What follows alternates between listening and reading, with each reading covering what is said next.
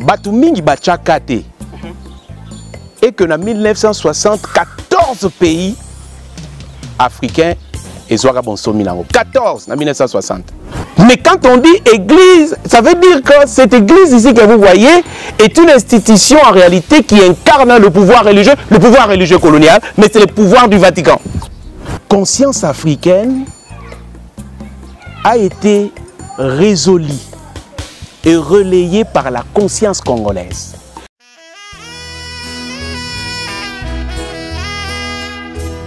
Batela elemo na yo, batela kondima na yo, ata komekama, ta bitumba, oyo etangami mokili eningani, mabota na mabota bakoya awa, koluka ngai Nzambe.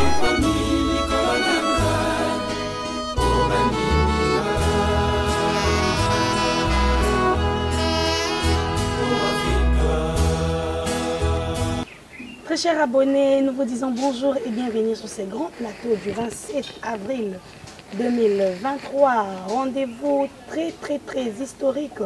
Une date au cours de laquelle nous allons kokanisa bongo bokaboli ya nzoto na molimo ya la vénéreuse maman Marie Mwelu Kiawanga Nzitani, molongwani ya papa Kimbangu, mais ensemble sur ces plateaux de Africa Kimbangu Télévision, de Mengama Kimbangu, ainsi que de notre invité spécial et d'une deuxième invitée spéciale qui va intervenir ensemble. Nous allons découvrir. Restons penchés. Comme je l'ai dit au début, na plateau Nangaï Nazali Ngai Mokote, vous allez remarquer que sur ma gauche, Nazali Elongo na papa Splendeur Dialungana, il y a Africa Kimbangu Télévision, la 4e émission, Bosolo et Tata Kimbangu. Alors pourquoi Nangaï Mobile Nazali ne papa Robin Mongo Yazali Bongo, enquêteur indépendant. Et l'on a bango bandeko, journaliste bandeko bapandisango. Tozali ko yambela bino mwana yamboka. Papa John Mambo Oyo Azali Bongo, ingénieur en exploitation aéronautique, formateur en management. Asuki Wanate Azali, analyste et chercheur en histoire, plus précisément l'histoire du peuple africain. Papa John Mambouya Azali chrétien kivangiste, Azalaki Bongo tour à tour directeur administratif et financier dans le département d'évangélisation au sein de l'église Kimbangiste, P cadre dans le cabinet de Tata Mokondi Aboulé. Kasi lelo to yambeli binoye en tant que chercheur indépendant. Et l'on a bandé konangai to kei na lombango ko pesa Papa John Mbote mais yamboto pesa Papa John Mbote bandé konangai Mbote na bino. Mbote Papa Splendeur mona bankoko qui mezali nangola tata. Papa Rodin Mbote na bino. Mbote Mama Fallon Tsima. Papa John Mbote na bino. Mbote sans résatin nazara boy. Ya solo ngi na lobaki na ebandi tozali na esengo koza na bino ensemble na kati na plateau na biso pona kolobela 6 avril événement ya 6 avril. Papa John biso na bino tozaki témoin ndenge nini mboka Congo eninganaki na ordonnance oyo esignaki mokonzi ya mboka Congo Papa Antoine Félix Tshisekedi na koloba ete 6 avril lelo ngai na bino tokomi ko fêter yango férié chômé payé. Donc nangongo ndenge tozali boye première année ya journée chômé payé atina ekokanisa bongo combat ya Tata Kimbangu pe kokanisa bongo conscience ya bato baindo. Kasi Papa John pas plus tard que avant-hier avant Tata Mokonzi Aboulé a regagné mboka Nkamba tomona ki pays wana zalaki na kati ya epai ya Tata Mokonzi ya mboka Papa Félix Antoine Tshisekedi kaka na masolo yango. Kasi lelo soki tozali kolobela 6 avril oyo mokili mingi bayebite ezali journée oyo Tata Kimbangu abandaki mosala na ye kuna na 6 avril 1921 lelo oyo litomba nango esili komonana oyo eningisi solo mokili balobeli yango de partout biso na bino tomoni ndenge nini mokili egangi falaki yete falaki balobaki ngandi falaki basala bosiko ngonga yango tokomi Tata Mokonzi ya mboka akanisi pe komi réalisable nini oyo tokoloba kasi tobosani pe lelo oyo tomoni Maman Fallon pe na kati ya tenina ya le 27 avril oyo tozali ko ganga tozali ko kembela mama ya lokumu oyo pe ajoaki rôle makasi na tina ya komba wana bokoloba boni boyina likambo ngo oyo ezali ko tuka mitema na ya bandimi te na tina ya masolo ya spécial édition 6 avril. Merci. D'abord, on appelle si Bino, merci. De Bokansaki ko benga biso lisusu poto mega kosola et longo. Bon, ce qui ngana kansaki ni na sepela ikakate. Ko sepela ya koleka makasi. Ko sepela ya koleka makasi. Ngai na moye Congo e komina nute e ande bandeli. Ezande bandeli. Parce que si ko to nisko to mona Tokotala d'ici cette année où tozo banda nini Congo a bandi kosala poete bacha penali kamwango na kati ya peuple congolais teke vanda parce que eli kamwasika oya bosani ngo alite lelo yobuboye peut-être bateau bali lelo mais soko kiti na balabala lelo zu peut-être mono ya muke otuna e olobi tata kimbango alinateur epso ka ebite omoni c'est-à-dire likambo yo o bango bakoti ya likambo kitoko mais c'est consolidation ya likambo yango relais ya likambo yango ndengo yo bango bako s'approprier nango po ba fandisa yango nde to kozela mais sinon c'est parce que omoni lelo so ke na mboka États-Unis to ke na France histoire na bango yali depuis bano ya mike. Soko ke koloba George Washington bakoye bae billet. Soko bi Thomas Jefferson bakoye bae billet. Bakoye bae poete non seulement kakapo na lisolo na été lo bako pese la moi na masolo ya mutu wana te kasi po era ba bilembo mususu ya valeur oyo immortalisa batuana. Donc c'est-à-dire même ata soko otangisi yango mwana te mwana kotuno mutuna po esiko bo le kazo mona yi. Et si vous avez ça, visite à son monagamutouana. Et bon, sikoyo, consolidation wana, nde yango biso tozela. Soko totala, ndenge nini, bako memela likambo yango, pour être likambo evanda. Mais sinon, dans l'ensemble, el likambo esengo makasi. Esengo, et kokana ki na mukolo yango ya le 6 avril ote. Solo pena ma falon, na koko yebsa yo, esengo. Omoni porté oyo mokonzi mboka asaleli likambo e kokani na eyambelo ya likambo wana te meto banti ke ti toke na ba mvula oyo ezoya e kokana na eyambeli. Mais papa John, papa Spander déjà dans le morning na verbe souhaité quand on a bonne fête c'était donc si tu as plateau moko papa John et le ngona papa Rodé ba morning na kati ya verbe mais lokola bango ba telemeli kaka Eningani 6 avril, édition 6 avril spéciale, nde yango evangisi biso. Ah, papa Slander. Na likambo papa John asili koloba ete ndenge mokonzi ya mboka ye asali likambo. Kasi biso toyambeli yango na lolenge wana te. Lobi nini na likanzi papa John. Ça dit même ma vie na yeto. Yo pour le bito yambi yango bien te. Non, falon. Nazongi nano pona ko souhaiter de to sala kiango tamba caméra za la guité. Donc pardon ko singa na yona bande ko landa biso. Mais les campo papa John lobby ngana ko préférer bien papa John to me kana ko sonder vraiment ba écriture. Omoni lelo mokili ekotala mboka Congo hein. Ba juste pas ki mbanga pesier valeur na mboka na ye. Ya kotala sikoyo. Journée 6 avril comme férié chômé payé. Tout son déca ba écriture wana. Babi kuna du combat du papa Simon Kimbangu et de la conscience africaine. Mais le papa John Megano ko so solisa biso ha na bande ko ba ko landa biso. À part ni nezali entre combat papa Simon Kimbangu na conscience africaine. Na ba o ba yebité. Ngape personnellement na yebité. To meka pena ko ye bango na mulaya singa nango. Ah. Nga na banzaki po makamingi se lobami. Très bien. Mais mutuno yo tuni et bimisi de milinga solo. Oh. Oui, parce que batu mingi bachakate et que dans 1974 pays africains et zoara bonsomi nango 14 en 1960. 14 mbalamoko en 1960 bazui. Mais mboko ya biso Congo loko anet ndenge lobaki philosophe ou penseur ou Frank Fanon ou alors qui était Afrique y a une forme de revolver et bon gâchette nango y a wapi et ali au Congo. Voilà. Wana likambo ya liboso. Mais sur le plan, il y a description géographique. Il y a Centre et Afrique. Au moment où Mboka oya biso la RDC. Et ali na 9 pays voisins. 9 pays limitrophes. Or, chaque pays où il y a ali voisin et pas une abisso to kabola na frontière. Il y a ali ko kabola ba frontière na ba pays mibale to misato. Ba pays wana pe ezo kabola pe ba frontière ainsi de suite. Donc si kaboye na commune siko yo ngamoko na lobaka na benga mboka na biso le Congo pays cycle de vie. Parce que soko likambo e bandiawa ya lokwa ndenge ancien président ya Sénégal nani Maître Abdoulaye Wade.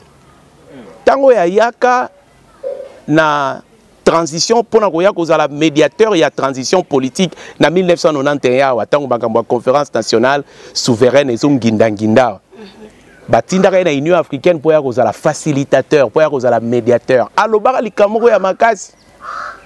Si le Zaïre est malade na tangwana toute l'Afrique est malade. Voilà. Mais elle na kati ya contexte wana na bungite obili kambo conscience africaine na on sala kapon. Si les Zaïre, maître Makassi, c'est maître Abdoulaye Wade. Président, il y a Sénégal. Mais na Tangwana, un diplomate avéré, batindi na Union africaine, pour y a na résolution, il y a crise politique autour qui na mboka na biso, mais il y a zolobaka que si les Zaïre est malade, c'est toute l'Afrique qui est malade. Dans la logique géographique d'abord. Oui, il y a dit que biso soko likambu oyebike po anini batu mingi ba mituna pe mituna wana na lobango mbala moko. On interdit au Congo de prendre une option de la guerre. Surtout na tango kondo lingala oyo e aramwa mobulu mais bon mona ayer musuna ko virer na ko mo baka lingala normal lokwa biso to baka na kin. C'est-à-dire tango Kondo Mzee Laurent Désiré Kabila Zalaki. Le problème est que moi mingi. Mais les gens, la communauté internationale parlaient toujours de non-embrassement de la région du Grand Lac. Pour la simple raison est que Mboka Nabiso Soko et Sambrazea, Soko guerre et bandia. Parce que tant que la guerre sera longue et populaire. Dans le cadre de corps militaire, il y a Bengisi Zimbabwe à Mugabe. A Bengisi Angola, il y a Eduardo Santos. Tant que Yawa Mbouma moto pelaka na est. Ba bandeko bagi na est kuna Museveni président Kagame ba lelinde ko lela na communauté internationale était soko balobi si la région s'embrase en fait si le Zaïre le Congo na tangwana soko guerre bandi na Congo c'est toute la région du Grand Lac qui va s'embraser. Et si la région du Grand Lac s'embrase c'est toute l'Afrique qui va s'embraser. Donc likambo et lobaki maître Abdoulaye Wade a justifié à cause ya ba frontière oyo ndenge ndenge kabwani na ba nini. Maintenant likambo ya conscience africaine. Likambo ya conscience africaine et ali na koloba makam peut-être mibale to misato. Mususu ko memanga na bozindo ya ye moto. Tata Simo Kimbangu bozindo na ye. C'est-à-dire qu'en 1885 tango la conférence de Berlin zako se tenir na Berlin. Bassignaki à la fin des travaux Mukanda moko babengi yango l'acte de Berlin. En fait c'est l'acte de Berlin au bango bassignaki wana nde aki lokwa neti soubassement juridique qui conférait aux colons le droit de venir d'accord prendre le portion des territoires africains dont le partage de l'Afrique. L'acte de Berlin aux Hollandais. Mais de la même façon, acte de Berlin ou en AP, et ça qui, et le qui était dans l'article, on a bandi soko 15 soko nini, si ma mémoire est bonne, baloba qui était,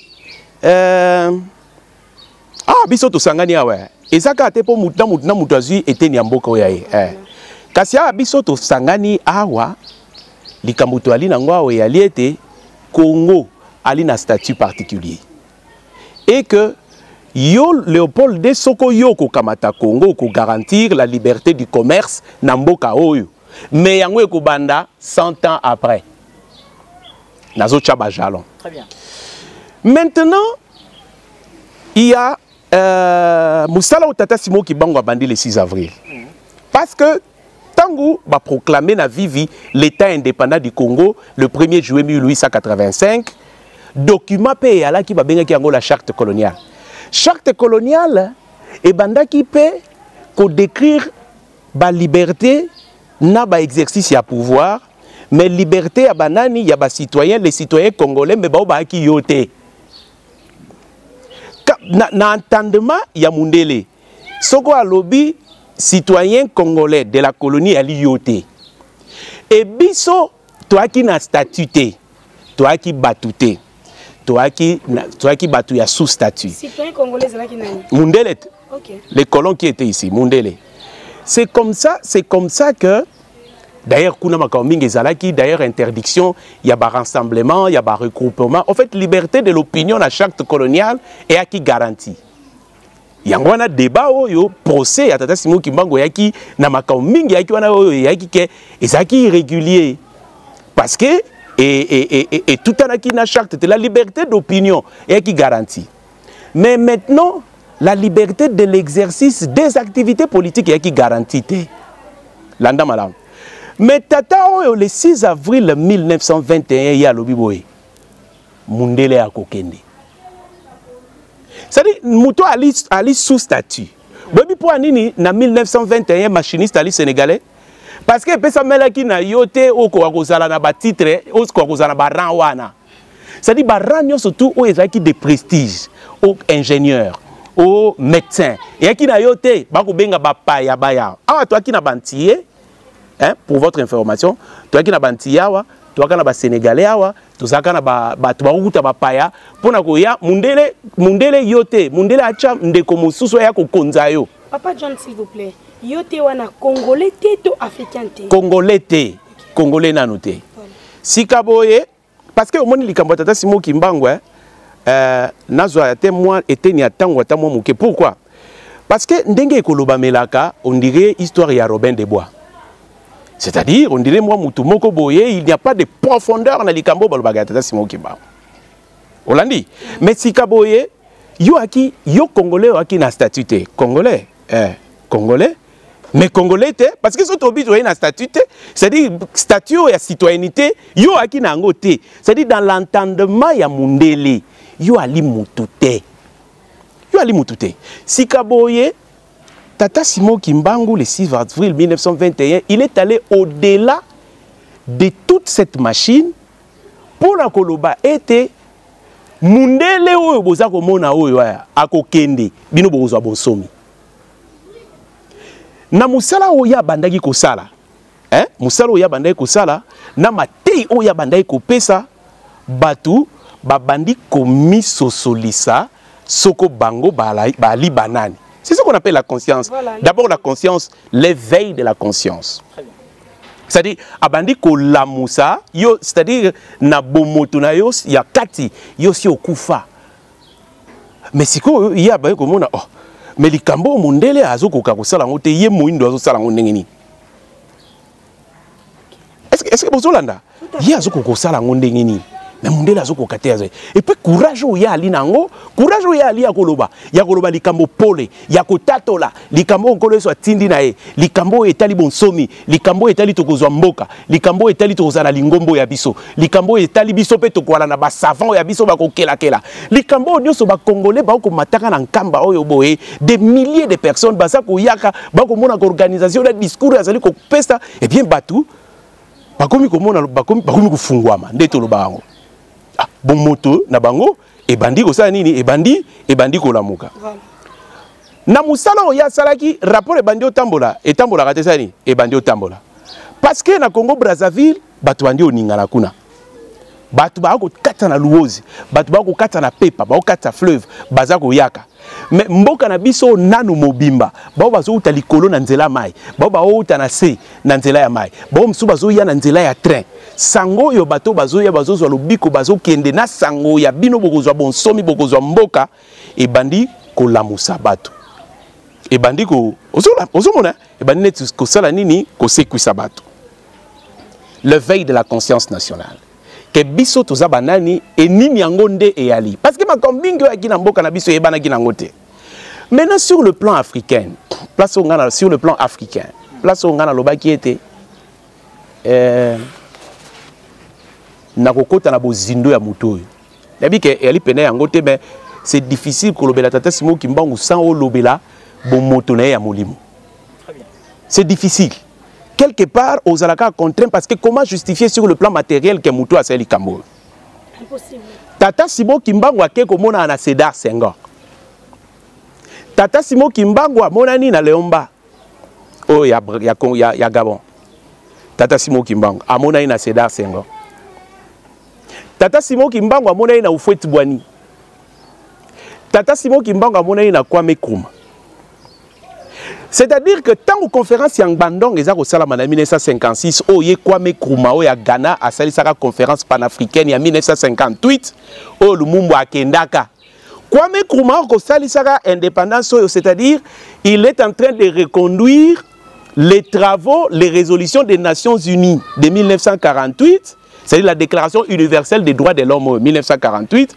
Il y a ali qu'on reconduire Yango parce que, on dit, colonisateur, qui n'a besoin de sauter, surtout belge. Qui n'a besoin de sauter. Sika boye, oh, nazi kuna basali conférence Yang Bandong. Kwame Nkrumah qui a assisté à la conférence en 1956. Nde ayeko yoka ke, oh, nzoka ba instrument, il y a droit international et ali. Où ils ont garantir na Afrique, enfin na ba peuple nyos bali colonisé, ils ont garantir bango décolonisation. C'est le mokande ezali. Kwame Nkrumah tango aye na Ghana si akutana na tata Simon Kimbangu. C'est-à-dire oyo nyonso to yo ba Seydou Keita oya Guinée. Bango nyonso tango baza ko ya kukutana na conférence panafricaine. Il y a 1958 oyo Lumumba kendaki bango bayebi déjà likambu ya tata Simon Kimbangu na ba garantie oya pesaki bango. C'est-à-dire mon pépé. Oyo et Outaki na Congo en 1921. Parce que comment voulez-vous que le ministre des Affaires étrangères de l'État d'Israël, Madame Golda Meir, en 1961, ton papa Diangenda a sali voyage na à Keko. Comme il y a sa papa Diangenda, biso toyeba ki tata na yona mouvement na ye. Parce que par le biais de notre ambassade, nous étions en train de suivre l'évolution du mouvement de ton père. Parce que Nalikambo et Sali Tata, mon pepenango et Yako Kende, par rapport aux Salama, na ba colonie nyon surtout aux ambassades na bango yali na isika mboka Congo yali. Est-ce que vous comprenez? Ouais. Mais au-delà de ce fait, ba père Otobengaka le père des indépendances africaines. Baeba ki likambo tata Simon Kimbangu déjà parce que yé na bomotone ya molimo ou yali ya bonzambe ya bozindo. Akokenda akute na Kwame Nkrumah, akute na Seydou Keita, akute na Sédar Senghor, akute na Houphouët Boigny. Vous comprenez? Akutani na Jomo Kenyatta et azolo bana bango ke nakopesa bino lipanda ngai nde nakopesa bino lipanda. Na mboka pour la plupart des conditions ezalaka akopesa la bango okosala boye. Soko tango lipande koya yo kosala boye, okosala boye. Likambwane yebana, likambwane lobamba mingite. Donc Likambwana yebama, likambwana ilobama mingite. Papa John, tozaka na kosonde be écriture wana tobaki combat de papa Simon Kimbangu et de la conscience africaine. Oui. Que papa Simon Kimbangu a pesa ba indépendance na ba pays wana. Oui. Non. Presque tout le pays noir de l'Afrique. Non, en 1960, nous sommes en 1960. Obi, en 1960, il y a 14 pays. Ngana lobité ka pesa 14 pays. Ngana attiré attention à bino na fait que et lo ni ne sala que en 1960 parce que si qu'on a solo et si qu'on ngana oloba te fona bongisa te parce que investigation to sala, investigation to sala. Tout temps ba livre mo pas Simon a pesa plus de 46 pays à indépendance en Afrique. Mais au préciser au bika en 1960 ndi apesaka 40 ngana obi na ngai bongo te na sengi na bandeko balandi bongo batala ngo bien ngana obi boye pardon zela mingi to bongisa parce que bozinga pona na sembola te c'est-à-dire ngana lingai na attirer attention ya bateau ndenge nini aleka na 1960 nde 14 bazwa kimbala moko pour dire na contredire yote oh ngana biteke tata Simon Kimbangu pesa ka 14 apesaki tozali kokene malembe balobi femme lelo tozali 27 avril 2023 awa na kati ya plateau ezali kosangisa Africa Kimbangu télévision Mengama Kimbangu télévision ainsi que Papa Robin Azali Bongo enquêteur indépendant. Il y a un chercheur indépendant. Papa Splendeur, ce qui est dit au Malam, on a dit Papa John Malam, Papa John a été en 1960. On a au moins 14 pays qui indépendance.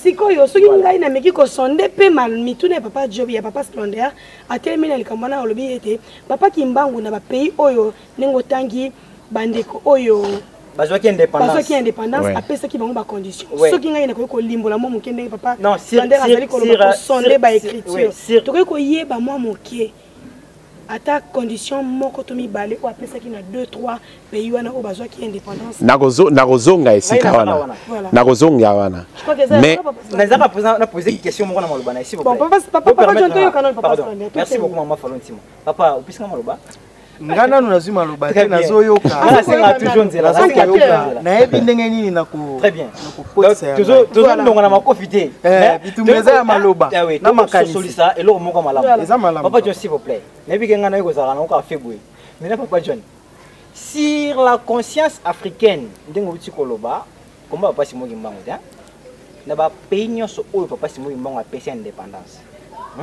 est-ce que conscience na bango pena eko zalaka kie na ba histoire na bango pe na ba pays wana bazo kombatela Kimbangu ba kotisa pour le oyo to moni depuis 1960 oyo papa Simon Kimbangu a pesa indépendance awa na Congo comme on est ko zalaka te bako tiaka Lumumba liboso ba tie ba Lumumba ba tie belé ya bato mais papa Splendeur mo ko kanisa biso te non nazaka wana s'il vous plaît maman Falon s'il vous plaît papa John tolobela sur la conscience africaine on le dit que Papa Kimbangu a payé sa indépendance dans le pays où on a ébélé au total en Afrique.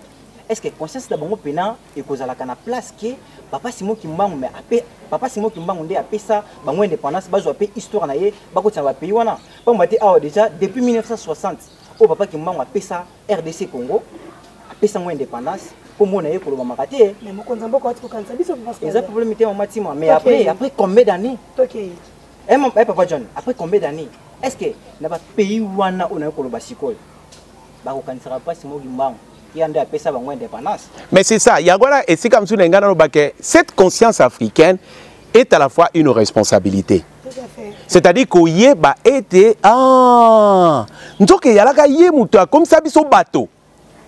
C'est une responsabilité. Très bien. C'est en fait ça. Maintenant c'est là que certains des gouvernements ont failli. Mais na banti ngai na posé qui ba luminaire nanga bien tant on a zolo balikambo ya Franck Fanon tant on a lobby likambo ya Maître Abdoulaye Wade j'ai bien posé c'est-à-dire le quoi cassé bandi na Congo gâchette et okende Afrique mobimba le quoi la tata oyo na nguya oya la ki na ngwa sali likambo ya boy salamina vous savez que Mundele a azobate parce que ce que même à au nyon surtout et so tala longonia na président Tshisekedi ngaba tumi balobaga tantôt ndo koloba président Kabila yo ali kabiliste bamsu baloba bino bagimangise boala kaka boye bino to sito e babino te on est réaliste mais ngala telemeli ne sika oyo au moni na ba idéologie politique na bamboka msusu on parle de la gauche de la droite on parle de républicains, on parle de démocrates, mais il y a une idéologie centriste, ceux du centre. Et pas l'abisso de exploiter dans le Sikawanate. C'est-à-dire, comme on a à gauche, ma bête est talapé bolam nango. Comme on a à droite, ma bête est talapé bolam nango. Tout à fait. C'est-à-dire, bah, on a na bolamu à la fois. Bah, robimise à bolamu, il y a ma bête, il y a gauche, to bolamu, na ma bête, il y a droite, pour nous à centre, bah, on va centriste. C'est-à-dire, il y a un principe ici, en politique très important, le principe de la continuité de l'État. C'est-à-dire, je parle en termes du Congo.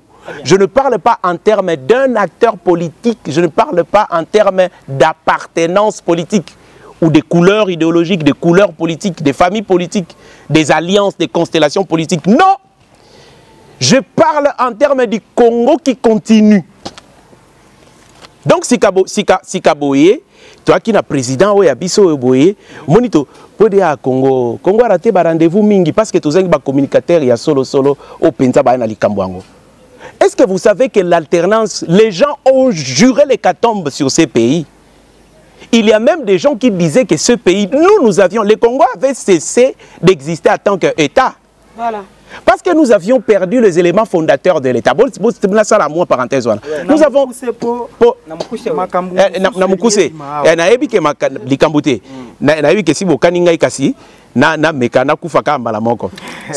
C'est-à-dire que les éléments fondateurs d'un État, nous les avions perdus. Donc, comment est-ce au monde de Palestine, il y a un statut, il y a État observateur dans les Nations Unies. Mais chef de l'État palestinien, l'autorité palestinienne. C'est-à-dire on ne reconnaît pas la Palestine comme un État. Voilà. Et le Congo, vous comprenez? Mais les autres institutions, tout ça, les gens ont juré, beaucoup continuer. Mais il y a eu une fête extraordinaire c'est-à-dire aux yeux de la communauté internationale, il y a eu passation du pouvoir et le Congo continue. Continuité de l'État. C'est-à-dire nous avons eu un président qui a cédé et qui a passé le bâton de commandement à un autre. Ça c'est quelque chose d'extraordinaire. Maintenant, sans pouvoir couler du sang. Oh, sans pouvoir couler du sang. C'est-à-dire on a pris les emblèmes, on a remis à un autre qui continue. Donc l'État et ça continue. Voilà. Maintenant, il y a Papa Splendeur. C'est que beaucoup de gouvernements ont failli. Vous l'avez dit? Le gouvernement Mingi est failli. Pona ko kamatali kambuana ko kotisa yango penza na kati ya mboka. Nga papa Splendeur. Mama Falon. Papa Robert. Na lingi bopesa ngai ndingisa. Ndenge sika telemi wana na kati maloba. Na beta nano eloko moko. Ozali na autorisation papa. Alingi koyebisa biso boye. Pe asi alobeli biso mingi. Alobi ete likambo yango oyo bazwi yango penza ndenge esengelaki te. Bongo te tolandi mingi. Et puis esika mosusu akomeli awa alobi ba gouvernement mosusu elekaki ba fayaki na makambo na bango pona kaka likambo. Mota John. Ngai papa enquêteur indépendant. Nalingi na yeba d'abord. Parce que dans la édition 6 avril. Voilà. Est-ce que cette date du 6 avril, ça me paraît un peu, par exemple, et koki kozalate le kuta tope dato bino botie bakimbangiste botie yango. Papa, yoka question nga malam. Non, nazolanda yo na. Date oyo botie yango conventionnellement. Est-ce que le 6 avril 1921, c'est une date dont M. Kimbangu a bandaki mosala na ya bandaki ministère na ye to pe zali date moko conventionnelle. Sous question nange zaboye pona kozala mwa mokuse. Soki ezali date conventionnelle na tina nini. Soki pe eza date conventionnelle était avant le 6 avril. Potokoma le 6 avril, nini ezalaki, nini salamaki. Et puis après le 6 avril, je m'aimerais parce que au début, maman Talisi biso alobi tozali historien. Historique na moi moukoussé. Est-ce que ce n'est pas une date conventionnelle? Parce que au moins papa, date c'est le 25 décembre. Ils ont rappel conventionnel hein. Très bien. Le mangombe belé baboy yango hein. Bino pe bakimbangi se mama boboy yango. Et bino solo pamba te zeli koloba na bino miso na biso matoyi na biso tela nkamba papa. Tout rapidement, ce que Yanola papa Robin parce que précise oui. Voilà, bon, parce que et après 6 avril conventionnel elingo ba vandi ba yokani lokwa bana bona likambote ba bite to sala boye poto boucher trou to kamata to yokana to kamata oyo date oyo to chayango. Effectivement. Hollandi. Mais et Ali Bongote. D'abord pour nous une rapide question, pour la réponse rapidement et Ali Bongote et bon on a corrigé nanou. Té tant on a le baba gouvernement et faillissa qui est qui na cadre ya question papa Splendeur à tunaki. Vous comprenez parce que tant a le bali kambuya ba état africain oyo bakamata likambo tata Simon Kimbangu ba tchaki na kati ya ba programme oyo ya bango te. Voilà. Ndesika ngana obaki longonia na papa Félix Tshisekedi. Pour asali tondi matin. Parce que asali yango olingi koyebisa biso ke date oyo le 6 avril ezali date ya solo. Date le 6 avril ezali date ya solo. Et la convention te yo moni yango concile de Nice et siko ba catholique ba sanganaka na Constantin kuna na 325 de ba yokani balito cha 25 décembre date oyo kaka ezala ngo yango te mais to chango ka papa Splendeur na ngaki na ngai pardon mingi pardon pona parce que tozo sosolisa bandeko balandi parce que na ko sosolisa bandeko balandi siko faut to cha moi ordre pour ba retenir quelque chose. Pour nayebi que le quoi pour représenter bango ba posta ba kotuna question ya li mingi pour représenter bango po likambo na kozonga na weayo pour likambo papa Splendeur atuna na sisi ki ngona noté parce que ce sont les États africains ils ne s'étaient pas appropriés de cette chose là aussi parce que pour la plupart ils étaient issus de courants catholiques, il faut se le dire, c'est-à-dire que les enjeux étaient tels que mingi katkat na biso ezaki na bango pasi po ete bandi malikambo yango. Maintenant toloba la conscience africaine c'est aussi une responsabilité parce que moi na kozalaka ye mo côté satanta. C'est-à-dire nous en tant que peuple africain qui nous a engendrés.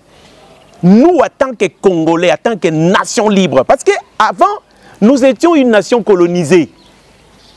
Mais en tant que nation libre, en tant que peuple congolais, un peuple libre, qui aspire à sa grandeur, qui aspire à sa souveraineté, qui nous a engendrés en tant que peuple. Vous ne pouvez pas être fils sans un géniteur. Mais maintenant, place au peuple africain a échoué, place au gouvernement a échoué. Et ali esika oyo bango ba mi komisi bango sans oya kitanisi bango. Voilà, sans les pionniers. Sans ouais. Vous voyez un peu cela. Parce que Bamboka Moussousou, le père de la nation, George Washington. Balobi, le père de la 5e République française, c'est Charles de Gaulle. Vous comprenez? C'est-à-dire il y a une différence entre être père de la nation et puis Kozala, les pionniers de l'indépendance. Voilà.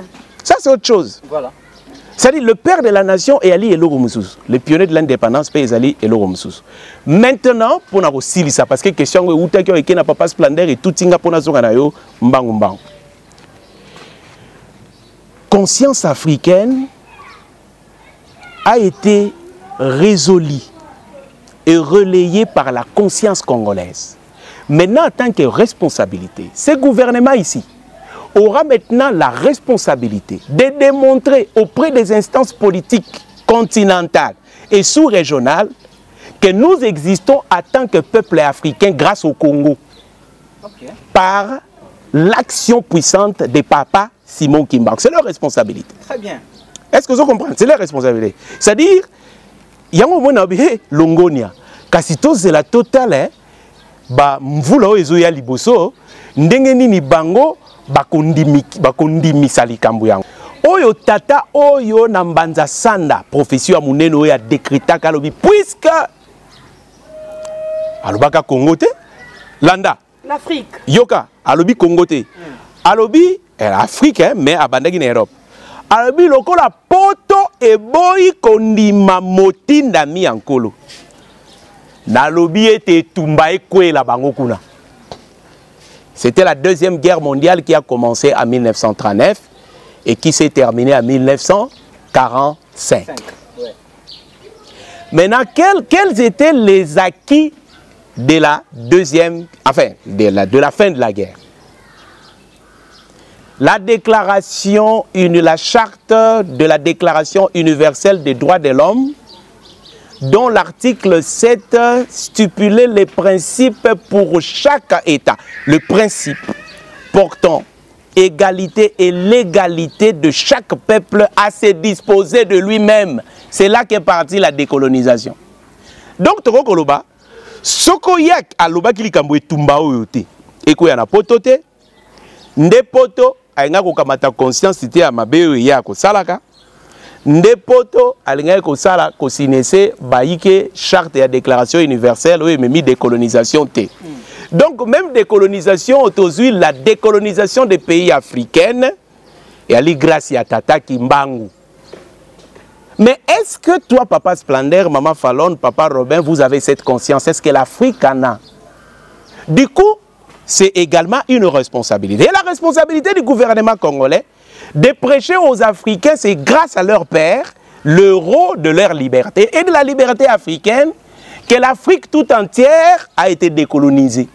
Parce que ni t'était son action, ni t'était la grande guerre spirituelle qu'il a livrée, dont l'expression matérielle était la Grande Guerre 40-45, nous n'ayons pas eu le cadre des Nations Unies, nous n'ayons pas eu les instruments de droit international, notamment la Déclaration universelle des droits de l'homme, qui préside sur la décolonisation des pays africains. Donc c'est grâce à lui. Et tout ça, les pères des indépendances africaines les savaient. Mais les Sikanayo, peut-être na ba condition peut-être baya ko maniola kolobali kambango ba koki angote. Oye pourquoi ba koki angote? Mais c'est parce que le pays cycle de vie en 1960 a koka ki angote. Est-ce que le président Kasavubu a tatola ki likambo le 6 avril au Baïbsaki?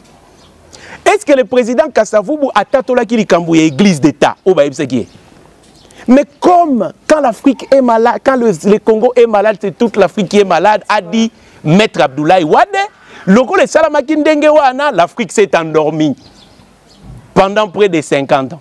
Donc pour conclure, vu que les bandits pékaka na pays cycle de vie aux Ali Congo. Donc ekokende.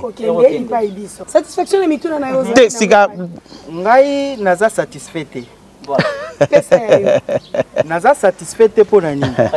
Po Mbuta John aza historien. Ce qui botiki ya kende akobimisa ba makambo. Chercheur en histoire. Chercheur en historien titre wana nde na yana ngona. Akobimisa so makambo ebele belo mona pe biso tokoti mbilinga mbilinga. Yango ngala lingi na zonga na ye na édition 6 avril. Très bien. Parce que nous parlons du 6 avril, sincèrement, il y a eu quelqu'un qui a boosté, quelqu'un qui est auteur de cette date. C'est Kimbangu. Mbuta John. Kimbangu oyo zoloba ki apesa ba indépendance. Kimbangu zoloba pana yo Kimbangu wana aza nani. Na lingi na yeba nanu comment oko décrire biso Simon Kimbangu.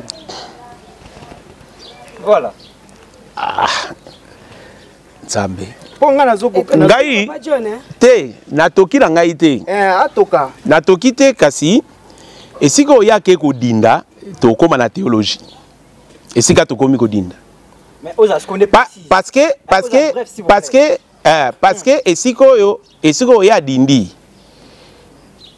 Et ko lobisa makambu mingi na lobaki déjà wane bandeli na ki mutu na te po lobi ke na toki. Effectivement na toki po na lobi mingi. Mais po boserenga pe mingi. Na lobaki na bandeli et ali difficile ya ko lobela Tata Simon Kimbangu sans obimisa bomoto na ya molimo. Et c'est difficile à kolobela Tata Simon Kimbangu sans ozanga koloba ete ya ali molimo mosanto. Mbuta John. Malembe. Pardon mi, kasi otu ninga question wana. Nazo bakisa kaka na makambo zoloba. Ngana linginde to sosola boy. Ngai na yebi Kimbangu. Mama Fallon na yebi Kimbangu. Papa Splendeur na yebi Kimbangu. Baike bazolanda biso ba yebi Kimbangu. Mais moto na moto ina définition ya Kimbangu. Ngana yebi Kimbangu aza prophète. Mais yo komo bimisa makambu ya minene oyo ngai na kangiawa ke yende na ba indépendance ba mboka mususu yenda bimela ka boy mais ngana lingina yeba Kimbangu pana yo Mbuta John Azanado il est personnel ngai yo Kimbangu e para ngali molimo mosanto mais nzambe te molimo mosanto ezalaka eloko te omone siko limbisa esika na ngalo bo moni esika meminga na théologie na dimension divine ya Tata Simon Kimbangu tokobunga le 6 avril. Voilà. Parce que dimension ya Tata Simon Kimbangu ya bonzambe na ye et outi na le 6 avril te to lo bango sembo na ebite soko seconde sika wana nde ochelenga piège ngana cheli au piège te papa polo papa Robin papa soki alobaki soko avant le 6 avril soko papa Robin na papa John papa Robin to tika la kaka wana et soko zali kokende papa okotinda papa John azonga nano akende ko papa sone baloka kongo nini azonga na kati na ye amanyola yango koleka papa John soki na ko meka kosunga papa Robin ezali ko kotalisa ye tata Kimbangu to ali kolobela elo comme acteur politique na dimension na 100% homme na 100% Dieu avant 6 avril il y a la kinani pendant et après. D'abord on a bongisa tata Simon Kimbangu ali acteur politique te mais tata Simon Kimbangu ali une force vive soko to yango ndengwana. Parce que l'église Kimbangu c'est une confession religieuse. Donc il y a dans la société civile les confessions religieuses aussi. L'église Kimbangu na bozindo ya doctrine ya kosala ka politique te il est apolitique. C'est-à-dire a kosimisaka na ba affaire interne ya gestion ya mboka te na gestion ya politique te. D'accord? Likamwana to simbango parce qu'il y a les doctrines église Kimbangu. Sikaboye avant soko tata Simon Kimbangu alaki nani na dimension nini yango nde likambo est-ce que na dimension ya bomoto na sabino ndenge ya botamaki to na dimension ya bonzambe to na avant le 6 avril nazo na bobongisa bien bo faire comprendre nga malamu na talisa eloko moko po esika mama falo na ali on dirait sike wali te na kimi mwa muke ah bokimani na kimi mwa muke po okendisa nga mwa mulai nga na zongi boy le 6 avril 1921 c'est la date à laquelle Simon Kimbangu a débuté son ministère. C'est ça. C'est ces dates là. Parce que vous parlez aussi de la politique parce que quand vous parlez vous faites sortir de la politique. Lolenge ya kosalela likambo tozo koyoka ngo et puis lolenge Kimbangu asalelaka makambo na ye on irait politique ezaka na kati atako Kimbangu azaki politique te yango na ngina le yeba poto akokoma na date wana nini ezalaki Kimbangu azalaki mutu oyo avandi boye alamuki na tonga lobi lelo na keiko banda mystère na ngai ah mais papa mais il fallait osala kaka clair yo meminga musika mais yango nena lingaki na bangi parce que na koma ko kanzana mais oyo azotu na question nini oyo bre na sembo la soli kamoko mbangu pona zonga esika wana ezali que principe moko ezalaka si nul n'est censé ignorer la loi hein mususu ali si vous ne vous occupez pas de la politique s'occupera de vous. C'est à peu près ce qui s'est passé en 1921. C'est-à-dire cet homme ici, Papa Simon Kimbangu, c'est un personnage religieux. Je suis d'accord. C'est un personnage religieux. Le premier pouvoir du Congo, c'est un pouvoir religieux. Na boaki ba les po bandeko mususu basala ka ba recherche même ata bango bakambi ba le premier pouvoir du Congo est un pouvoir religieux. Voilà la raison pour laquelle na 60 papa Diangenda koyoka na papa Nkulutu koyoka na président Kasavubu koyebisa ete a proclamé église kimbangiste église d'état pour na nini pour finalement que ce pouvoir là le pouvoir religieux pour que ce pouvoir là le pouvoir religieux soit en exercice. Vous l'avez c'est que likambo tata Simon Kimbangu asalaki parce que mais siko ya koti papa Splendeur que ataku to bokima kango mais on dirait salaki politique. Oui, parce qu'en fait la politique c'est défini comme l'art d'organiser et de gérer une cité, les cités qui sont devenues des états aujourd'hui. D'accord? Donc du coup tangu yo olobi ke yo kotika mboko yo nga politiko yo lobi yo kotika mboko yo okokende donc c'est que yo continue la politique. Oui, parce que en fait une fois j'en ai parlé dans l'émission à Papa Splendeur, qu'est-ce que c'est que la politique? La politique n'est rien d'autre que le pouvoir politique n'est rien d'autre que l'instrument par lequel Dieu organise les hommes. Dieu organise les hommes. Donc du coup, nous avons une organisation et cité oyoboye et qui côté parce qu'en fait ce sont des états coloniaux. Parce que je suis Batuna Boumbu, Ganali Bonsomi. Moi je suis la liberté.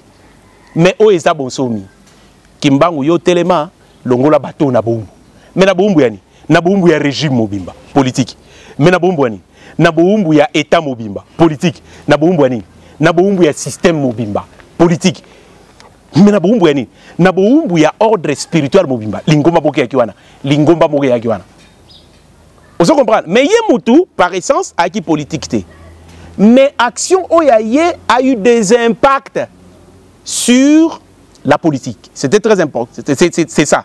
Ouais. Maintenant, dans le principe où la politique s'occupe de vous. Si vous ne vous occupez pas de la politique, abi, muto, tout le monde a le menace, tout le monde. Bon, na likambo yo tuni papa, musala akamataki musala na nkolo yesu. Nkolo yesu nde akomi kotungisa ye koyebisa ye. Namoni pasi libota na ngai komona. Yo sika telema olongola ba na bombo. Ye na ebandeli po na tangwana ya li catéchiste na mission britannique ya BEMS Baptist Missionary Society. Bali na mission mvula kimbango ya motei monene akendaka pe de village à village pour na kokende ko sakola pe côté ya sango malamu. Kasi mukolo mususu mungongo, là je suis dans l'histoire. C'est ce que je voulais. Dans l'histoire. l'histoire. Mungongo awo mona moto koyebisa yeke telema bimisa libota nanga na moni bango na boumbu bimisa bango na boumbu. Pe benga na ko bimisa bango na boumbu ndenge ni. Nga na tangi classe mulaite. Est-ce que monite ke faut kamata ba mu pe ngo matadi? Kamata ba mupe ya mission ya tumba. Topo nini ko kamata te ba révérend o balia wana mission mvula. Tala ngai mutu alobi yo mutu mususu te. Wana kimbangu mutu azako loba. Wana kimbangu mutu. On fait la part des choses. Ouais, ouais. Entre la dimension spirituelle et la dimension matérielle. Wa oyo kimbango moto. Nde ali ko répondre na moto oyo ya molimo akolobaka na ye kotungisaka ye tango nyonso. Moto yango nde ezalaki nkolo yesu. Moto yango nde nkolo yesu o Kongo akosambelaka ye bakate. Bolimbisa na tuki. Ndenge botela ngo ndire ozo nazocha musapi na mungongo. Nkolo yesu wana oyo komi kita na Israël bon entre parenthèses. Nkolo yesu oyo komi kita na Israël likambute. Ye nkolo yesu na sepelaki mingi na instance bango bayebi baba kimbangiste yo peut-être nani papa conseiller direct papa Zako soutenance na ye ya salaki na sepelaki na distinction yo ko sala ya makasi entre Jésus de Nazareth et Jésus de Rome mais le kambunde yangwana te de Jésus oh Jésus de Rome ba memaki awo o yazwaki bino na boumbu siko Jésus de Nazareth awa ya zoluba telema bimisa bato na boumbu. Voilà. C'est émission mobimba papa Splendé. Je continue non pas ça zali. Abung sabiso te hein. Te na robung sabino te papa. Te zwa bato ya bamupe ya tumba zwa bi yo. Kimbango bandi ko banga koloba kosolola na ye na koloba na ye yango ekomi na likambo te ya Monique bon. Na kokokate to sukaka na wana na kokokate ko ebise ke nga na kokokate. Mais akomi mungongo yo ekolandaka na bilanga. Mungongo soki ya ke koteya na malanta to ya ke koteya na mpanga ya zoyoka mungongo oyo eza koyebisaka ye ebembe moko ekufi awa na quelques kilomètres kazi moko mibale ali awa soko sisi matei na yoyo kende okende la mse bembe mais ya yoki mungongo mais ya zo continuer koteya parce que soka muto azoloba nango ya akolobaka na ngai tika ekomi kokoma lokola embêtement mais ngana yebisio mais te yo koko memanga kuna te poni ali musala na ngai te bakambi na ngai bakoloba nini et puis nali na nguya te ya kokende kose wali na nguya kende kosekwisa mutu wana na nkombo na ngai ya kosekwa mais ye koboya ya bandai koboya ye nkolo yesu ako persister kotinda ye bon awa toyokani nanu te ya nango likambo te mais kokoma siko ekomi makasi tangu nini tangu maintenant oyo yenkolo yesu moto ayaka koloba na ye likambo ayeko lakisa ye projet de société yo ya koloba politique isusu ayeko lakisa programme na ye mobimba c'est-à-dire koloba na yango clair abina ye longola bato na bombo parce que nali na projet ya kotonga lingomba ya sika lingomba na ngai kopansala mokili mobimba mais lingomba na ngai kozana kombo na yo oyo ba mupe oyo nyonso bazomona oyo mango lingomba oyo ngana zosala na mokili oyo ekomela mangomba oyo nyonso ngai likambo oyo na kombo na yo bato oyo okomema kolongola bango na boumbu omema bango na mboka ya sika mboka ya elaka amoni ke programme oyo ekokai na yete parce que boyebaka moupete na époque coloniale c'est l'église d'état coloniale, c'est-à-dire c'est l'église qui travaille avec le pouvoir politique colonial. Bon, donc c'est-à-dire quand on dit église d'état, c'est-à-dire c'est le partenaire privilégié de l'état. Voilà. Mais seulement en l'occurrence à ce moment-là c'est l'état colonial. Bon, donc, du coup, ça veut dire que l'État, en soi, cède certaines de ses prérogatives à cette Église, qui, aux yeux de l'État, n'est pas qu'une Église, c'est une institution. C'est une institution qui incarne un pouvoir, parce que vous avez le pouvoir politique qui s'incarne à des institutions, soit c'est le gouvernement, soit c'est la présidence, soit si c'est le pouvoir exécutif, vous avez le gouvernement, si c'est le pouvoir législatif, vous avez les parlements, si vous avez les pouvoirs judiciaires, vous avez les cours et tribunaux. Mais quand on dit église, ça veut dire que cette église ici que vous voyez est une institution en réalité qui incarne le pouvoir religieux colonial, mais c'est le pouvoir du Vatican. Bongo yozulu bangaye, ngaye, nokobandap.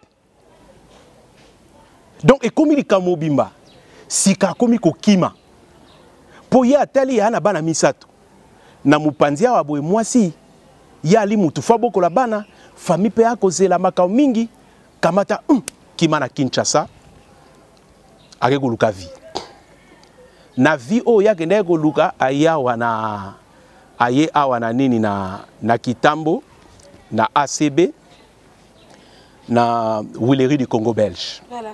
Ezalaki de sika shani metale ali. Voilà. Nde esika wana oyo ye abandaki ko salela au travailler comme pointeur. C'est-à-dire so bazocha mafuta oya mbila na kati bango bako pointer ngo bako chaka ba fu batono bako chaka ngo ba numéro.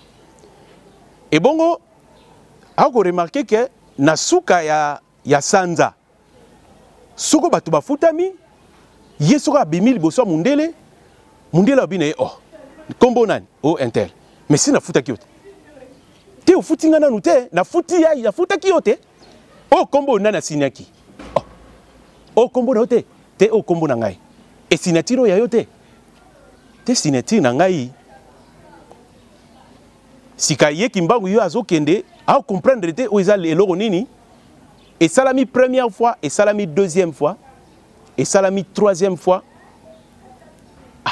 Si kaboye ya aki na habitude ya okene ko sambela na balabala lac Moero kuna nda ndeko kene ko kotelaka ndako nzambe atongo kuna esika bande ko kende e alaki na batumi bale o bayambaka ekuna papa Dragon Voama nao mususu akoya ko koma secrétaire na ye papa Douma Toma mukolo mususu asali prière na église ndenge na église atongo boy bokosi sa prière batali mono bale azaka kimia po ya zaki mutu soko tali réservé ndenge alaki.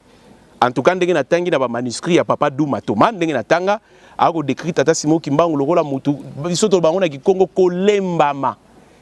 C'est-à-dire un homme doux, calme, hein, pacifique, c'est-à-dire sera vandi on dirait azate. Sope likambo rolobate, très réservé.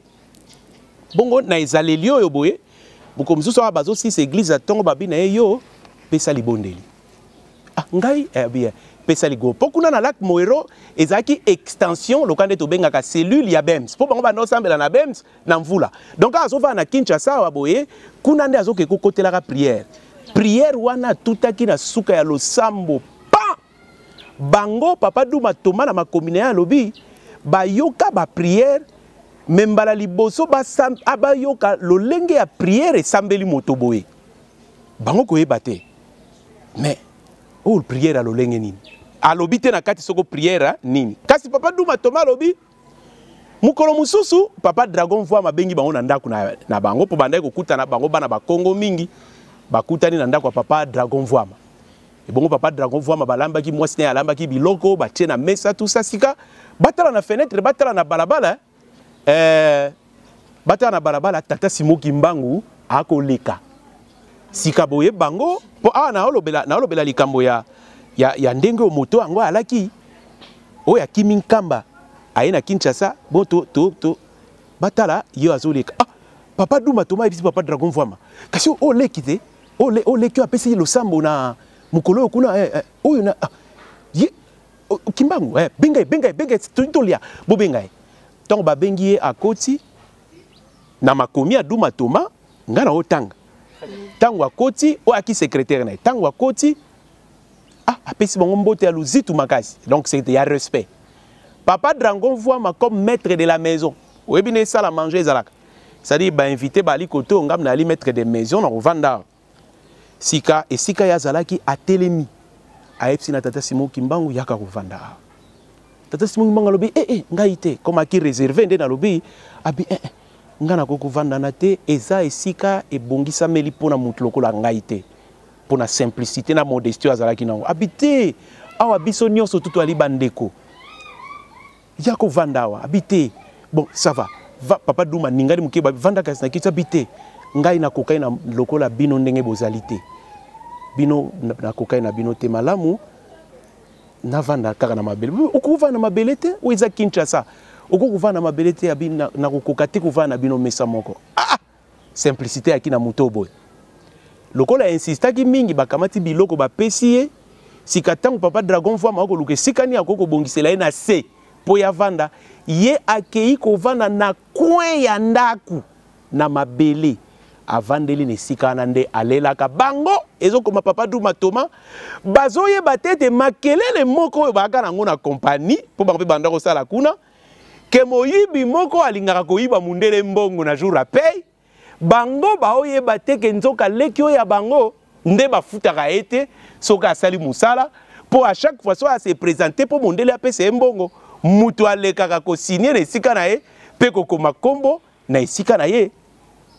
Alors likambo wana lokola bakoma kovanda mingi kosambela mingi nde mukolo mususu na musala bamoni très abattu bango babenge babine likambo nini oza abattu babi awa boye sali 3 mois na salaka musala mais na futa makate futa mate poani mais nazo futa mate mais pourquoi futa mate yo ali exemplaire tozo mona ndengo zo sala musala koleka batu nyonso poani ko futa mate bité parce que mundele alobaka kengai sinazwa kimbongo babi musala na ye wana mundele musala mundele ya moyibi tokozela moi oyo soki ekoki tokotala c'est là tokotala esika nini mutu ayaka kozwaka mbongo na yo nde bango nyonso bavandaka mukolo wana esika moko mundele na mwa wana abandi paye abandi appel nominal net lokana ti papa Robin et maman Fallon papa Splendeur azangeli na suka tangu mundele asilisi batu nyonso bazwi batu bazokende bazozoka na bao bazobima baokende ndako oyo baki na groupe na ye bakei bazwi bavandi bavandi oyo akei bazotala bazozela muyibi na nani mais na suka batala mundele akoti pardon mundele abimi mundele yo abandi okanga biro c'est pas normal ça batelemi bake esika mundele mais obengi yete nini mais yo bengi Kimbangu te azwi mbongo te ngana bengi Kimbangu te mais ngana pesi mbongo na ye mais biso to vandi na ye esika ni yo peseli mbongo na ye non mundele lobité zela donc bino bobinga na muyibi mais non mbongo na ye et ali mbongo na ye malamu pesa mbongo na ye pesa ye mbongo na ye ya lobité mais Kimbangu chaque mois koyaka koloba na ngai ete mutu ngai mutu ayaka ko signer yazo mona Kimbangu abi ayaka ko signer mais namona ka musala na ye pesa la kitoko mingi donc namona ki ete on dirait likambo ko peso simba malamu te na likambo azoloba na ngai ke bon ngazo mona ye azo signer mais ye azo ya koluka mbongo ngai nazwaki disposition ya kobenga ye mutu aliboso lelo pona s'assurer que vraiment azwi mbongo na ye mundele akoti na kati ya biro azwi liste pe abimisi numéro 1 tata Simo Kimbangu na signature na ye alobi kombone yango na bengaki mutu aliboso Kimbangu loba kombo ya nani o signature ya nani Tata Kimbangu alembi nzoto. Merci beaucoup. Merci beaucoup, Papa John. Merci vraiment. Merci à ces publics merveilleux. Merci Nabino.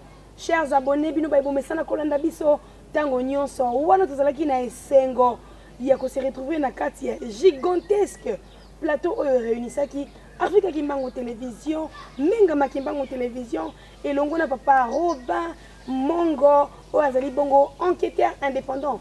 Metebisi Bino était, le rendez-vous est continuel. Mozunda Basolo na Biso, Tokozwe Ngo Solo na numéro ezali koyaka sosengi na bino botika la brancher pour s'abonner na ba chaîne Africa Kimbangu pe Menga Kimbangu Télévision pour partager sango oyo poete kwa ko sosolisa et kwa ko sala éveil de conscience denka katolobi awa pour na bandiko oyo bazali solo bongo ya kolala Papa Splendeur Papa Rodin et longo na Papa John na public bazali ko ndabiso totiki bango na kimia pe na esengo kasi na attente pour un deuxième volume de cette émission. Nous vous disons au revoir, à très bientôt.